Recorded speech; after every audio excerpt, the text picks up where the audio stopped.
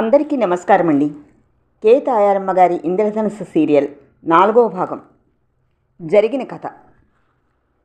సుప్రసిద్ధ నటుడు మధుచంద్ర నివాస భవనం పేరు ఇంద్రధనుస్సు. ప్రతిరోజు ఎవరో ఒకరు అతన్ని చూడటానికి వస్తూ ఉంటారు.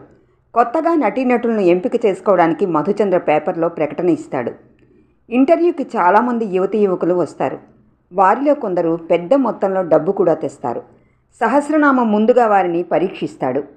చివరికి నీలా కిషోర్ అనే యువజంటను ఎన్నిక చేస్తారు. నీల మధుచంద్ర దగ్గరికి వెళ్తుంది.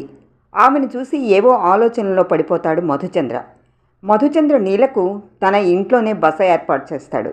కానీ ఆమెతో మాట్లాడడానికి అతనికి సమయం ఉండదు. ఇంద్రధనస్సులో జరిగే వింతలు, అక్కడి వారి ప్రవర్తన ఎంతో చిత్రంగా ఉంటుంది నీలకు. భరత్ మధుచంద్ర కూతురు దీప్తిని ప్రేమిస్తూ ఉంటాడు. తన భార్య శిల్ప సినిమాల్లో నటిస్తోందని విని మండిపడతాడు మధుచంద్ర. ఒక రోజున భోజనానికి నీలను కూడా పిలవమంటాడు మధుచంద్ర. ఆహా, ఎవరి విద్యుల్లత! దివి నుండి భూమికి దిగివచ్చిన అప్సరస ఎవరు? రాహుల్ ఆశ్చర్యపోయాడు. అక్కడ నీల నిల్చుని ఉన్నది. ఏ ఆభరణాలు అలంకరణలు లేకుండానే దేదీప్యమానంగా వెలిగిపోతున్న ఆమెను చూస్తూ అప్రతిభులే అయ్యారు అందరూ. ఆహా, ఎవరి విద్యుల్లత!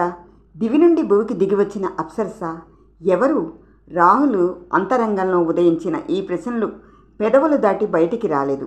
ఎదురుగా సింహంలా కూర్చుని ఉన్నాడు తండ్రి. అతను లేకపోతే ఈ సౌందర్యరాశిని చూసి ఎగిరి గంతేసేవాడు. నెల రోజులై ఈమె ఈ ఇంట్లో ఉన్నా తనెందుకు చూడలేకపోయాడు? డ్యామిట్! తనలాంటి దురదృష్టవంతుడు ఇంకొకడుండడు. ఎవరి పల్లెటూరి చిన్నది? ఆమె సినిమాల్లో నటిస్తున్నదా? అన్నీ తెలిసిన తనలాంటి దానికే దిక్కులేదు. వెంటనే ఈమెని ఇక్కడి నుంచి తరిమేయాలి. మధుకి సెన్స్ లేదు. అక్కరకు మాలిన వాళ్ళని అందలం ఎక్కిస్తాడు. ఈ కోణంగి సినిమాల్లో నటిస్తుండట, సినిమాల్లో అనుకుంటూ అన్నం కలుపుకోసాగింది శిల్ప. అసలే భరత్ సౌందర్యోపాసకుడు. ఈ పిల్లని చూశాడంటే ఇంకా తనకి దారేది? ఈమెని ఎలాగైనా పంపించేయాలి అనుకుంది దీప్తి, కెటిల్లో నీళ్లు గ్లాసులో వంపుకుంటూ. ఈ విధంగా ఎవరి ఆలోచనలో వారు తేలిపోతున్నారు ఇక్కడ ఉన్న వాళ్ళందరూ. మూర్తిభవించిన అమాయకత్వంలో ఉన్న నీలను చూసి కనులతోనే కూర్చోమన్నాడు, సంజ్ఞ చేశాడు మధుచంద్ర. రాహుల్ పక్కగా ఉన్న చైర్ ఖాళీగా ఉంటే అందులో కూర్చుంది నీల ఒద్దికగా. రాహుల్ కుర్చీలో నెమ్మదిగా కదిలాడు. మధుచంద్ర ఆమె వైపే చూశాడు మరొకసారి. పొట్టి పావడ, బిగుతు రవిక, గట్టిగా బిగించి ఎత్తుగా వేసుకున్న జడ, చేతికి ఎరుపు రంగు గాజులు, చెవులకి జూకాలు, మెళ్ళో గాజు పూసల దండ. మనోజ్ఞంగా ఉందా రూపం. ఆ రూపం వెనకాతల ఏవో మధురమైన జ్ఞాపకాలు, ఎన్నో ఆలోచనలు. ఏమిటిది? నేనెక్కడికి వెళుతున్నాను? నా హృదయం ఎటు పయనిస్తున్నది? ఈ స్మృతులు ఎప్పటివి? తన జీవితంలోని ఆ తీయని గుర్తు ఎందుకు అపశృతి పలికింది? నీల ఎవరు? ఇది సంభవమా? తనని వెతుక్కుంటూ వచ్చిన ఆ అమరచిహ్నం ఎవరు? అందరూ భోజనాలు ముగించి ఎవరి గదుల్లోకి వారు వెళ్ళిపోయారు. మౌనముద్ర వహించి ఆలోచనలో నిమగ్నుడై ఉన్న మధుచంద్ర, సార్, అందరూ వెళ్ళిపోయారు అన్న నాయర్ పిలుపుతో ఈ లోకంలోకి వచ్చాడు. వాష్ బేసిన్ దగ్గరికి వెళ్ళి చేయి కడుక్కున్నాడు. నాయర్ అందించిన తువ్వాలు అందుకుని చేతులు తుడుచుకొని తన గదిలోకి వెళ్ళిపోయాడు. ఆ రాత్రి ఎంతకీ నిద్ర పట్టలేదు మధుచంద్రకి. బయట వర్షం, ఒంట్లో ఏదో వెచ్చని కోరిక. తను దేనికి అతీతుడు కాడు. ఇంద్రియ పటుత్వం సడలిపోయే అంతటి పెద్ద వయస్సేమీ కాదు తనది. 40 దాటాయి తనకి. తనకి తీరిక దొరికేదే తక్కువ. దొరికినప్పుడైనా శిల్ప ప్రవర్తనలో తనలో ఏదో జడత్వాన్ని కలిగిస్తుంది. తనలోని తీయని కోరిక ఆవిరిగా కరిగిపోతుంది. ఇందులేఖతో ఎంత తీయగా గడిచాయి రోజులు. మంచితనానికి మారుపేరు ఇందు. ఎంత రాత్రి అయినా తన కోసం ఎదురు చూస్తూ ఉండేది. తను తింటేనే కానీ తినేది కాదు. అలాంటి ఇందుకి తను అన్యాయం చేయలేకే ఒకనాటి తన అల్పత్వాన్ని, క్షణికమైన ఆవేశాన్ని మరుగుపరిచాడు. ఆ దేవతకి ద్రోహం చేయాలనిపించలేదు. ఆ జ్ఞాపకం ఒంటిగీత బొమ్మలా నిలిచిపోయింది తనలో. కానీ ఇందు తనకి, ఈ లోకానికి కూడా దూరమైంది. అందరి దృష్టిలో తను అన్నీ ఉన్నవాడు, కానీ తనకు మాత్రం ఏమీ లేనివాడు. ఒక్కసారి బెడ్ మీద నుంచి లేచాడు. మెల్లగా మేడ దిగాడు. మెత్తని స్లిప్పర్స్ శబ్దం తప్పించి మరేమీ వినబడినంత నిశ్శబ్దంగా ఉంది ఇంద్రధనస్సు. ఎర్రని డిమ్ లైట్ వెలుగులో రక్తవర్ణాన్ని సంతరించుకున్నాయి పరిసరాలు. మెల్లగా శిల్ప గది తలుపు తోశాడు. అది వెంటనే తెరుచుకుంది. పల్చని నైట్ గౌను బెడ్ మీద పడుకుని ఉంది శిల్ప. ఒంటి వంపు సొంపులన్నీ స్పష్టంగా కనిపిస్తున్నాయి. జిగుప్స లాంటిది కలిగింది మధుచంద్రకి. తనకి కావాల్సింది మనిషిని పిచ్చెక్కించే ఆ సౌందర్యం కాదు, మాటలతో చిరునవ్వుతో మనసుని గిలిగింతలు పెట్టే మనోజ్వల సౌందర్యం. ఎప్పుడూ ఖరీదైన వెంకటగిరి జరీ చీరలో, పట్టు చీరల్లో నిండుగా హుందాగా కనిపించేది ఇందులేఖ. అందుకు విరుద్ధంగా ఉంటుంది శిల్ప. గాఢమైన నిట్టూర్పు వెలువడింది మధుచంద్ర నుండి. శిల్పను సమీపించాడు. ఆమె పక్కన చోటు చేసుకుని ఆమెపై చెయ్యి వేశాడు. కళ్ళు తెరిచి చూసింది శిల్ప. హాయ్ మధు. ఈ శిల్ప ఇప్పుడు గుర్తొచ్చిందా? వయసు పైబడిన వాడికి సహజంగా పడుచుబారే గుర్తురాదులే. సంఘంలో తనకో స్థానం కోసం నాలాంటి కన్నెపిల్లల్ని చేసుకుంటారు నీలాంటి వాళ్ళు. కానీ వాళ్ళ అంతర్యాల్ని గ్రహించే నేర్పు ఓర్పు ఉండవు వాళ్ళకి. కేవలం ఆ భార్యలు షోకేసుల్లో బొమ్మలు మాత్రమే. ప్లీజ్ శిల్ప, ఇప్పుడు అవన్నీ మాట్లాడకు, ఆమెను దగ్గరగా అదుముకుంటూ అన్నాడు. మధు, బింబో గారు తీస్తున్న సినిమాలో నేను నటిస్తున్నాను అంది అతన్ని హత్తుకుపోతూ. శిల్ప, నా భార్య ఒక గృహిణిలా ఉండడమే నాకు ఇష్టం. కానీ ఇలా అందరినీ ఆశ్రయించి సినిమాల్లో చేరి అందరి సరసన నటించడం నాకు ఇష్టం ఉండదు. ఇక్కడ నీకేమిటి తక్కువైంది? రేపే డింబో గారికి ఫోన్ చేసి చెప్తాను. నువ్వు నటించడం మానేయ్ డియర్. లాలనగా ఆమె చుబకం పట్టుకున్నాడు మధుచంద్ర. అతని చేతిని విసురుగా తోసి లేచింది శిల్ప. కోపంతో ఆమె ముఖం జేవురించింది. సన్నని నవ్వు వెలిసింది మధుచంద్ర పెదవుల మీద. ఎప్పుడో తను కృష్ణుడిగా నటించి సత్యభామని అనునయించిన దృశ్యం కళ్ళకు కట్టింది. కానీ అది నటన. ఇలాంటి మూడ్ తెచ్చుకోవడానికి ప్రయత్నించాలి. కానీ ఇప్పుడు బయట వర్షం తగ్గిన ఛాయలు ఇంకా తగ్గినట్లేదు. మనసుని ఏదో మత్తు ఆవరిస్తూ ఉండగా, శిల్ప ప్లీజ్ కోపం తగ్గించు, నన్ను కరుణించు, ఈ సమయాన్ని పాడు చేయకు. బలంగా ఆమెను కవిగిల్లో బంధించి గుండెకు అదుముకున్నాడు. పాడు, దేనికైనా సిగ్గుండాలి. పెళ్ళాం కావాలి కానీ ఆమె కోరికలేమిటో ముద్దుముచ్చట్లేమిటో తెలియని మూఢత్వం ఇతనిది అనుకుంటూ అతనికి లొంగిపోయింది శిల్ప. ఎవరి ఇష్టాయిష్టాలతో ప్రమేయం లేకుండా కాలం జరిగిపోయింది. కొద్దిసేపటి తర్వాత తన గదిలోకి తాను వెళ్ళిపోయాడు మధుచంద్ర, ఖరీదైన నైట్ గౌన్ బెల్ట్ కట్టుకుంటూ. ఏ కొత్తదనం లేకుండా మామూలుగానే గడిచిపోయిందా రాత్రి. నీలకి ఆ ఇల్లు బంగారు పంజరంలా అనిపించసాగింది. ఏ లోటు లేదు, కానీ స్వేచ్ఛ మాత్రం లోపించినట్టు అనిపించింది. ఇంతవరకు ఆ మహానుభావుడు మధుచంద్ర తనతో ఒక్క మాట కూడా మాట్లాడలేదు. తన సినిమా ఛాన్స్ సంగతి ఏమిటి? ఏ ధ్యేయంతో తను బయలుదేరి వచ్చింది? కానీ అది నెరవేరుతుందా?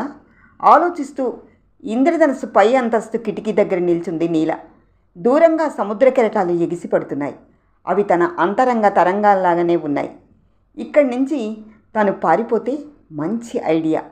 ఇంకెవరికైనా ఆశ్రయించి సినిమా ఛాన్స్ పొందవచ్చు, లేదా తాత దగ్గరికి పారిపోవచ్చు.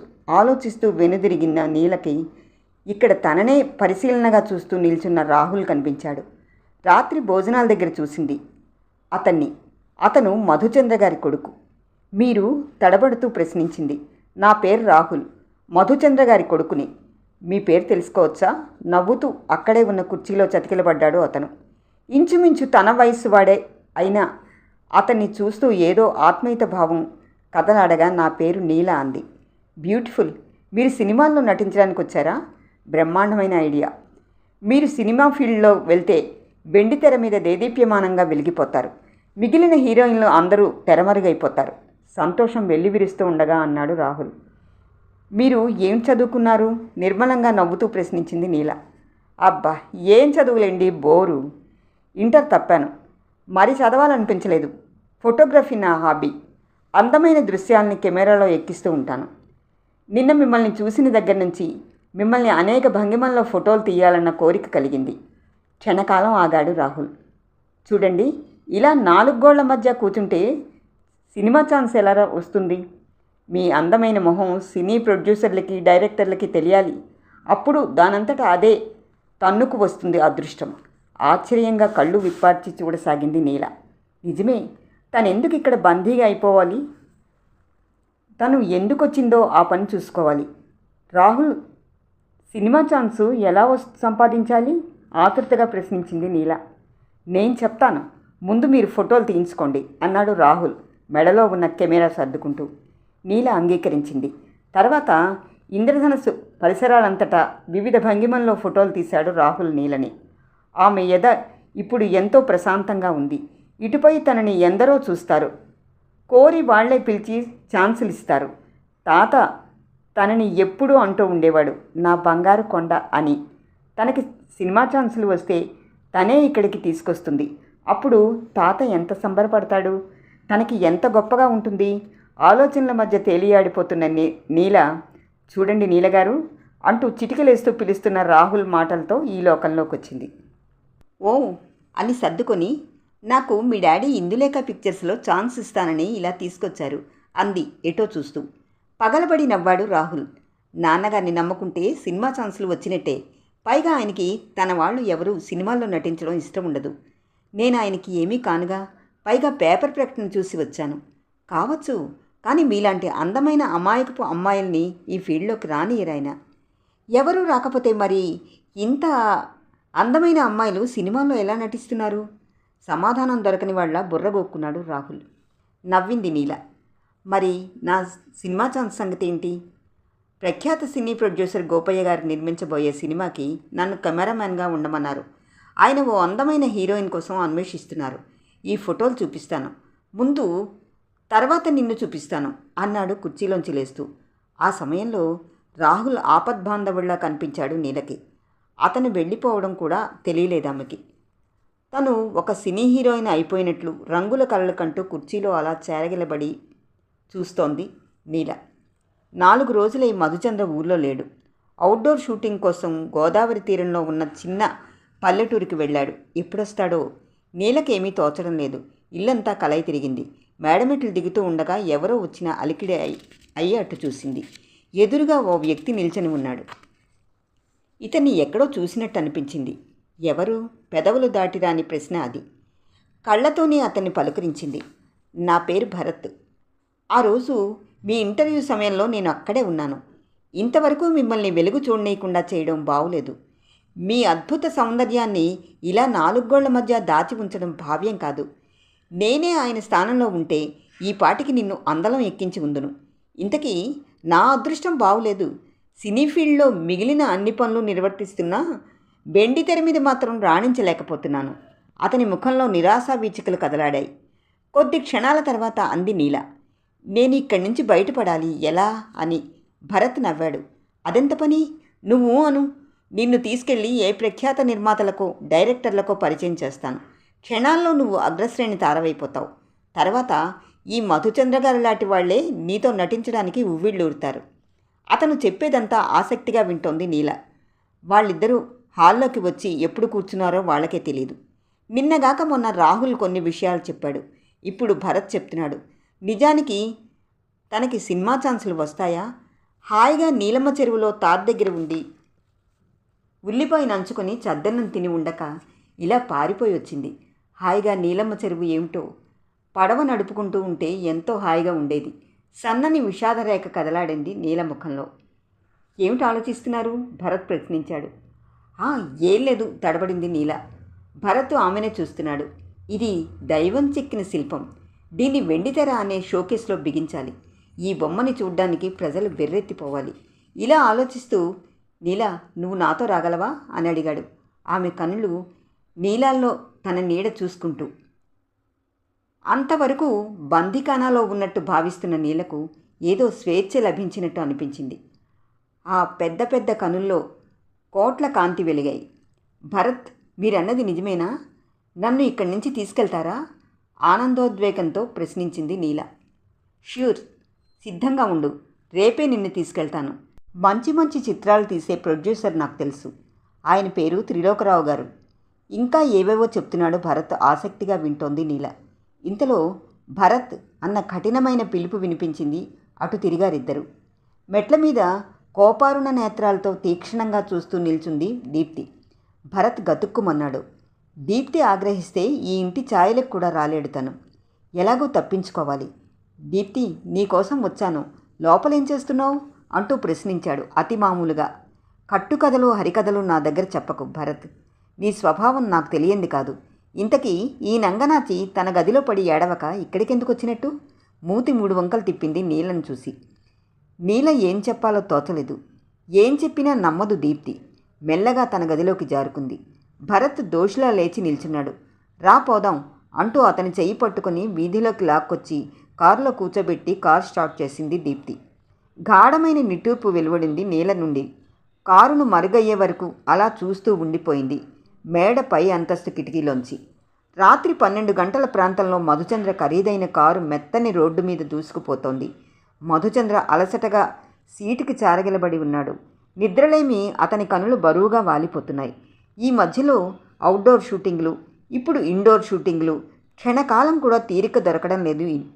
ఇల్లు, భార్య, పిల్లలు అనే సంగతే మర్చిపోతున్నాడు ఒక్కొక్క సమయంలో. అయినా ఇల్లు, ఇల్లాలు అనే పదాలకు అర్థం ఉందా తన జీవితంలో? ఆ స్వర్గం తన చేతిలోంచి జారిపోయింది. తనని అనుక్షణం నీళ్ల వెనువెంట ఇందులేక తన నుండి దూరమయ్యింది. తనకి చీకటి మిగిలింది. ఇప్పుడు తనెందుకు ఇంకా ఉన్నతికి పోవాలనుకుంటున్నాడు? ఎవరి కోసం? ఈ జీవిత పరమార్థం ఏమిటి? హాయిగా తనకి ఉన్న డబ్బుతో ఏ ఆశ్రమం కట్టుకొని అందులో ప్రజాసేవ చేస్తూ ఉండిపోతే? కానీ తనని ప్రజలు బతకనివ్వరు. తన నటన నుండి విరమించుకుంటే వాళ్ళు భరించలేరు. తనలాంటి గొప్ప నటుణ్ణి ప్రజలు విడిచిపెట్టరు. లక్షలు పోసి తనని కొనుక్కునే ప్రొడ్యూసర్లు తమ బ్రతుకులు శూన్యమైనట్టుగా భావిస్తారు. కీచుమంటూ ఒక్కసారి కారు ఆగడంతో ఆలోచనలు నుండి తేరుకున్నాడు మధుచంద్ర. ఎదురుగా రైల్ గేట్ వేసి ఉంది. అతనికి చిరాకనిపించింది. ఎంతసేపు వేచి ఉండాలో ఇక్కడ అనుకున్నాడు. గేటు అవతల వైపు కూడా ఎన్నో వాహనాలు నిలబడి ఉన్నాయి. కారు హెడ్లైట్ వెలుగులో అవతలి దృశ్యం చూసిన మధుచంద్ర గతుక్కుమన్నాడు. ఎదురుగా డింబోగారి కారు నిలబడి ఉంది. నిగనిగలాడుతున్న బట్టతల, బాణపొట్ట, చేతి వేళ్లకి ఖరీదైన ఉంగరాలు, నోట్లో విదేశీ సిగరెట్టు. పొట్టిగా లావుగా ఉన్న డింబోగారు స్టీరింగ్ ముందు కూర్చుని ఉన్నారు. ఆయన కళ్ళు ఎర్రగా జ్యోతుల్లా వెలిగిపోతున్నాయి. ఆయన పక్క శిల్ప వాలిపోతూ సోలిపోతూ ఆయన భుజం మీద ఒరిగిపోతోంది మధ్య మధ్యలో. సిగ్గుతో తలదించుకున్నాడు మధుచంద్ర. భగవాన్! అతని తల గిర్రును తిరిగిపోయింది. డింబోగారికి ఈ మధ్య అసలే కోపంగా ఉంది. ఆయనకి తను కాల్ షీట్లు ఇవ్వలేదు. తన ఇంటి చుట్టూ ఎన్నోసార్లు తిరిగాడు ఆయన. కానీ తనకి తీరిక లేక ఒప్పుకోలేదు. అందుచేత ఆయన కక్ష తీర్చుకుంటున్నాడు. శిల్పని పెట్టి సినిమా తీశాడు. అది మరుసటి దినమే రిలీజ్ కాబోతోంది. భగవాన్! తన పడుచు భార్య తననే సవాల్ చేస్తోంది. ఇంతకు మించిన శిక్ష మరొకటి అక్కర్లేదు. మనస్సు ఉన్న మనిషికి. ఆలోచనలు అలా అలా సాగిపోతున్నాయి. కారు ఇంద్రధనస్సు ముందు ఆగింది. విసురుగా కార్ డోర్ తెరుచుకుని లోపలికి నడిచి మేడమెట్లు ఎక్కాడు మధుచంద్ర. బూట్ల శబ్దం తప్ప మరేమీ వినిపించనంత నిశ్శబ్దంగా ఉంది ఇంద్రధనస్సు. అంతవరకు కునికిపాట్లు పడుతున్న ప్యూన్ శివయ్య ఒక్కసారి లేచి వీత్తలుపు లాక్ చేసి వచ్చి పడుకున్నాడు. మధుచంద్ర బుర్ర పిచ్చిగా ఉంది. ఒంటి మీద ఉన్న బట్టలన్నీ ఒల్చి ఓ వైపుకు విసిరేశాడు. అంతవరకు విగ్గు ధరించడంతో బుర్రంతా ఎంతో బరువుగా బాధగా అనిపించింది. ఇప్పుడు తేలిగ్గా అనిపించింది. కొంచెం పలుచబడి బట్ట విడుస్తున్న జుత్తుని చేత్తో తడుముకుంటున్నాడు. హాయిగా స్నానం చేస్తే అనిపించింది. ఒక్క ఉదుటిన బాత్రూంలో ప్రవేశించి షవర్ తిప్పాడు. నెత్తిన చల్లని నీరు పడగానే ప్రాణానికి హాయిగా ఉన్నట్టు అనిపించింది. అలా ఎంతసేపు ఉన్నాడో అతనికే తెలియదు. ఎయిర్ కండిషన్ చేసిన తన రూంలోకి వచ్చాడు. ఇదంతా ఎవరి కోసం? ఈ సుఖాలు, ఈ భోగాలు తను ఒక్కడేనా పరిమితం?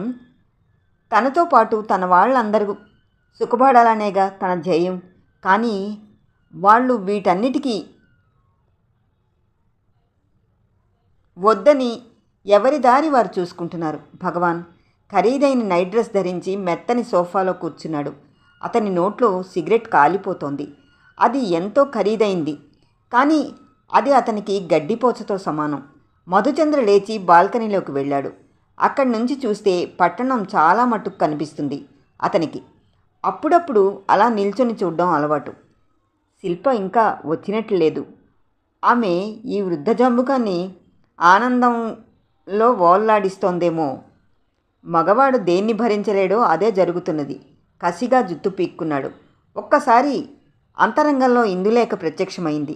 తెల్లని వెంకటగిరి చీర విప్పార్చుకున్న నిడుపాటి కురులు, నుదుట పెద్ద కుంకుమ బొట్టు, మూర్తిభవించిన సౌజన్యం అది. రూపుదాల్చిన సౌశీల్యం అది. ఎంత రాత్రి అయినా స్వాగతం పలికేది. తన శ్రమను అలసటను మర్చిపోయేవాడు. నవ్వులతో ఆనందంతో గడిచిపోయేది రోజు. కానీ ఇప్పుడు ఒక్క క్షణం ఏదో గుర్తుకు వచ్చిన వాళ్ళ అక్కడి నుంచి కదిలాడు అతను. మెట్లు దిగి ఓ వైపుగా నడిచాడు. ఆ తలుపు దగ్గరగా వేసి ఉంది. గడియ వేసుకోలేదు కాబోలు.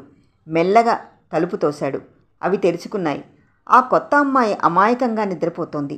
మంచం మీద పడి చలిగాలికి రివ్వున కొట్టింది. దుప్పటి సరిచేశాడు. అతని ఎదలో జాలి లాంటిది కలిగింది. మంచం దగ్గరగా కూర్చున్నాడు. ఆమె ముఖం చూస్తూ ఉంటే ఏవో జ్ఞాపకాలు కదిలిపోతున్నాయి. పాపా, నువ్వు మరి మాట్లాడలేకపోయాడు. ఆమె నుదుటి మీద చెయ్యి వేసి ముంగులను సవరిస్తూ ఉండిపోయాడు. అతని ఎద చెప్పే భాష్యానికి మూలసూత్రం ఏమిటి? పాపా, నేను ఈ మాటలు పెదవులు దాటి వచ్చి ఆ గదిలో ప్రతిధ్వనించాయి. నీలకి ఒక్కసారి మెలకువ వచ్చింది. విశాలమైన కనురెప్పలెత్తి చూసింది. ఎదురుగా మధుచంద్ర కూర్చుని ఉన్నాడు. ఒక్కసారి తుళ్ళిపడింది. ఇతను ఇక్కడికి ఎందుకు వచ్చినట్టు? ఇతను కూడా తోడేళ్లాంటివాడేనా? మధుచంద్ర పెదవులు విచ్చుకున్నాయి ఆనందంతో. పాపా, నీల ఉలిక్కిపడింది. ఒక్క ఉదుటను లేచి మంచం మీద కూర్చుంది. భయంతో ఆమె పెదవులు అదురుతున్నాయి. పాప, మరొక్కసారి అన్నాడు. ఆ పిలుపుతో లాలనగా తొణికిసలాడింది. ఆశ్చర్యపోయింది నీల. సారీ సార్, మీరు ఇలా. మరి మాట పెగల్లేదు. కళ్ళు మాత్రం నీటిలో చేపల్లా కదులుతున్నాయి. పాప, నేను నీకు తండ్రి లాంటివాణ్ణి, భయపడకు. క్షణకాలం ఆమె తల నిమురుతూ ఉండిపోయాడు. ఈ వింత ప్రవర్తన ఏమీ అర్థం కాలేదు నీలకి. తనకి తండ్రి లాంటివాడట అతను. తండ్రి ఏమిటి? తాత వయసున్న వాళ్ళు కూడా మనవరాళ్ల వయసున్న హీరోయిన్లతో శృంగారం సాగిస్తారు. తను పంజరంలో చిలకలా ఇక్కడ చిక్కుకుపోయింది. ఇప్పుడు అతను ఏం చేసినా దిక్కులేదు. భగవాన్, గుండె చేత్తో రాసుకుంది. పాప, నువ్వు సినిమాల్లో నటిస్తావా? లాలనా వాత్సల్యం రంగరించిన గొంతుతో ప్రశ్నించాడు మధుచంద్ర. సినిమాల్లో నటించడానికే ఇంత దూరం వచ్చాను. నన్ను మీరు ఇక్కడ ఎందుకు నిర్బంధించారో అర్థం కావడం లేదు. చిన్న రోషం గొంతులో సురులు తిరుగుతూ ఉండగా అంది నీల. వద్దు పాప, వద్దు. నీలాంటి అమాయక చిత్తులకి ఈ ఫీల్డు శుభకరం కాదు. నేను నిన్ను బంధించడం సంగతి నేనే నీకు నిర్వచించలేనేమో. మై గాడ్, తల పట్టుకున్నాడు మధుచంద్ర. నీల కాస్త ధైర్యం కూడా తీసుకుంది. ఎలాగైనా మధుచంద్రతో అసలు విషయం మాట్లాడాలి అనుకుంది. సార్, నన్ను ఇక్కడి నుంచి త్వరగా పంపించేయండి. హాయిగా మా తాత దగ్గరకు పోయి నీలయ్యమ్మ చెరువులో స్వేచ్ఛగా బ్రతుకుతాను. పాప, మీ తల్లిదండ్రులెవరు?